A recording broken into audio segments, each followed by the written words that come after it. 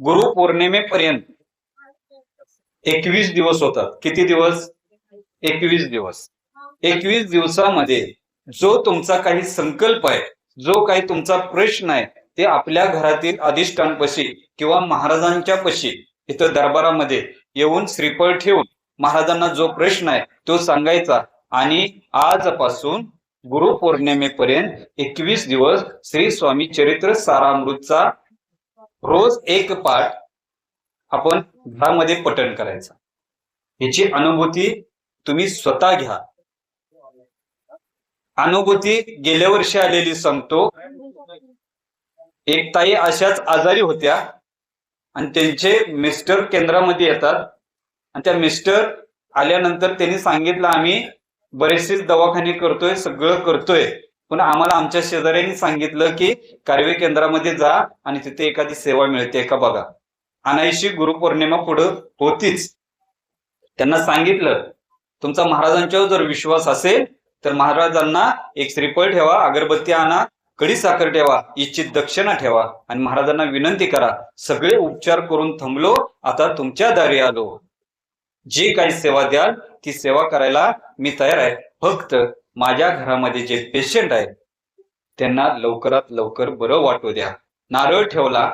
तुम्हाला सांगण्याचं अनुभूती काय आहे तर 21 पाठ सुद्धा महाराजांनी होऊन दिले नाहीत. 11व्या पाठामध्येच ती पेशंट केंद्रामध्ये यायला लागलं आणि महाराजांपाशी रडू लागलं, महाराज मी चुकले, आजपर्यंत मी तुम्हाला ओळखलं नाही, ऐकून होते पण तुमच्यापर्यंत येण्याचं मला विश्वास नव्हता म्हणून मी आजपर्यंत आले नाही.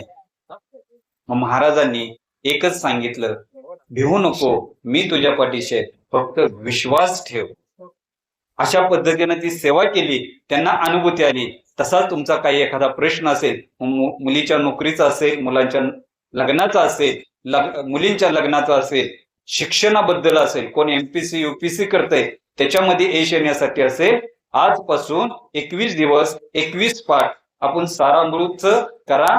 तुम्हाला 100% महाराज आशीर्वाद देतात. आणि तुम्हाला एक दुसरं सांगतो, आजपासून 21 दिवस ज्यांच्या घरामध्ये महाराजांचं अधिष्ठान आहे त्यांच्या घरामध्ये नित्य सेवा होते.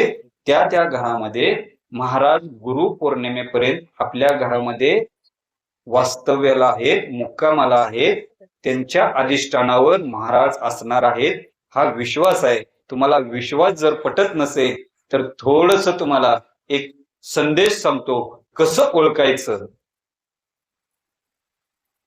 घरामध्ये ज्या वेळेला आपण सेवेला बसतो आणि सेवा करत असताना आपण जी लावलेली पण आरती आहे त्या आरतीची ज्योत सेवा करत असताना लांब लांब होत जाते.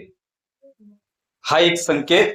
दुसरा संकेत, जे तुम्ही घरामध्ये सुगंधी अगरबत्ती लावा, अगर लावू नका, पण सुगंधी सुवास, तो वास आहे, तो सुगंधी वास तुमच्या घरामध्ये दरवळणार. आणि तुम्ही जे घरामध्ये जेवण करणार आहे, जे महाराजांच्यासाठी नैवेद्य आणि तुमच्यासाठी भोजन आहे, त्याचा सुगंध 21 दिवस दरवळणार आहे. हा अनुभव 29 तारखेला मला भेटल्यानंतर 100% सांगायचा, पण महाराजांच्या विश्वास ठेवून करायचा.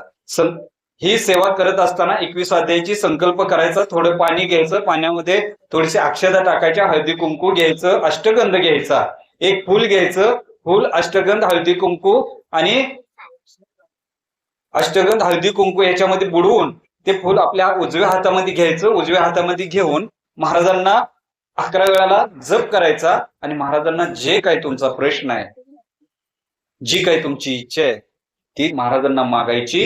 ह्या गुरुपौर्णिमेला तुम्हाला आम्ही ही इच्छा मागतोय, पुढच्या गुरुपौर्णिमेपर्यंत ही आमची इच्छा पूर्ण करा.